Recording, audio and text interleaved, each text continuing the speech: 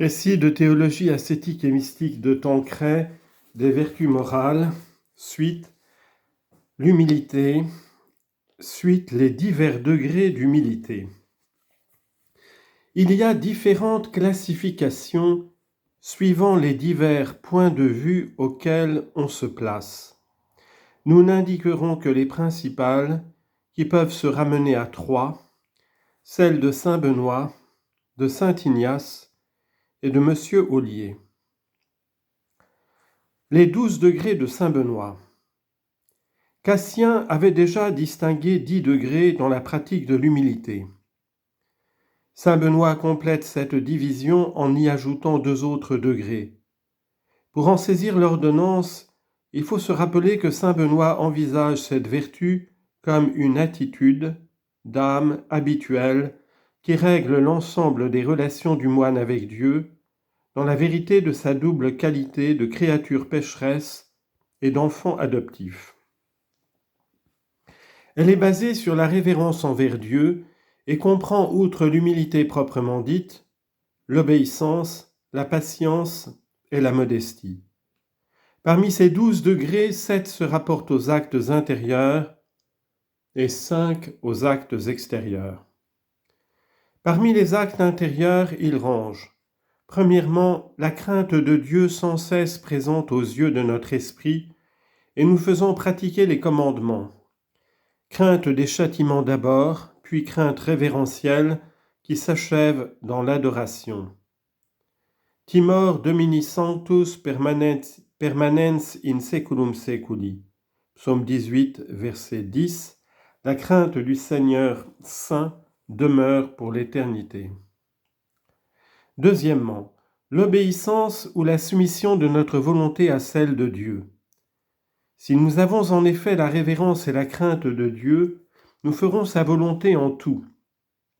Cette obéissance est bien un acte d'humilité, puisque c'est l'expression de notre dépendance à l'égard de Dieu. Troisièmement, l'obéissance au supérieur. Pour l'amour de Dieu, pro amore Dei. Il est plus difficile de se soumettre au supérieur qu'à Dieu lui-même.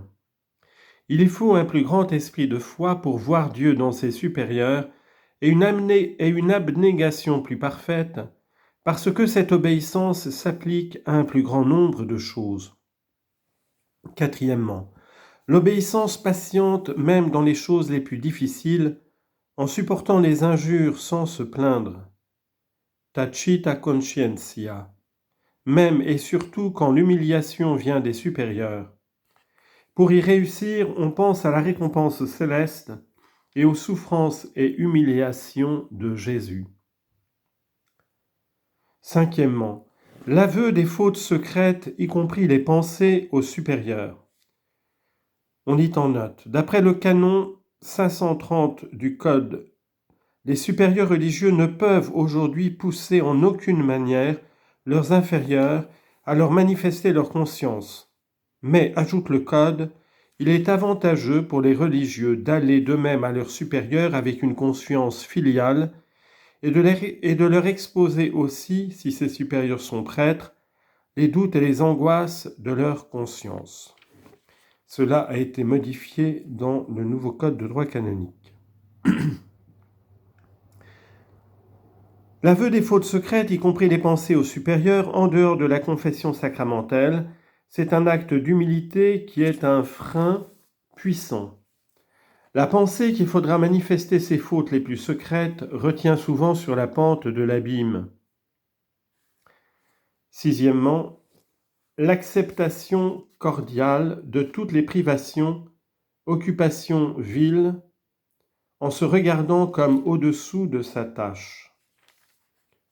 Septièmement, se croire sincèrement du fond du cœur le dernier de tous les hommes. Si omnibus se inferiorem et viliorem intimo cordis credat affectu.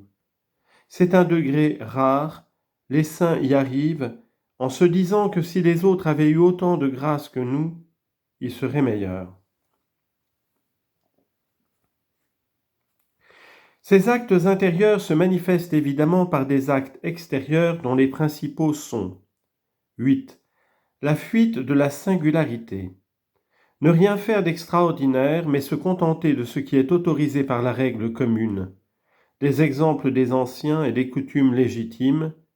Vouloir se singulariser est en effet une marque d'orgueil ou de vanité. 9. Le silence.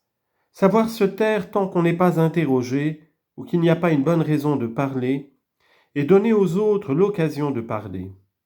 Dans l'empressement à prendre la parole, il y a en effet beaucoup de vanité. 10. La retenue dans le rire. Saint Benoît ne condamne pas le rire en tant qu'il est l'expression de la joie spirituelle, mais seulement le rire de mauvaise aloi, le gros rire ou le rire railleur, ou la disposition habituelle à rire promptement et bruyamment, qui montre peu de respect pour la présence de Dieu et peu d'humilité. 11. La réserve dans les paroles. Quand on parle, le faire doucement et humblement, sans éclat de voix, avec la gravité et la sobriété du sage. 12. La modestie dans le maintien.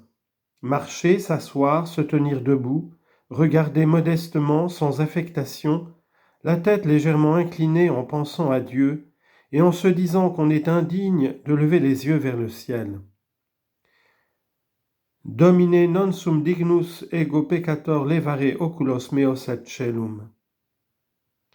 Seigneur, moi, pauvre pécheur, je ne suis pas digne de lever mes yeux vers le ciel. Après avoir expliqué les différents degrés d'humilité, saint Benoît ajoute qu'il mène à l'amour de Dieu, cet amour parfait qui exclut la crainte. Ergo hic omnibus humilitatis gradibus accensis, monacus mox ad caritatem Dei, perveniat illam quae perfecta foris mitit timorem. L'amour de Dieu, voilà donc le terme où conduit l'humilité. La voie est rude, mais les sommets où elle conduit sont les hauteurs de l'amour divin.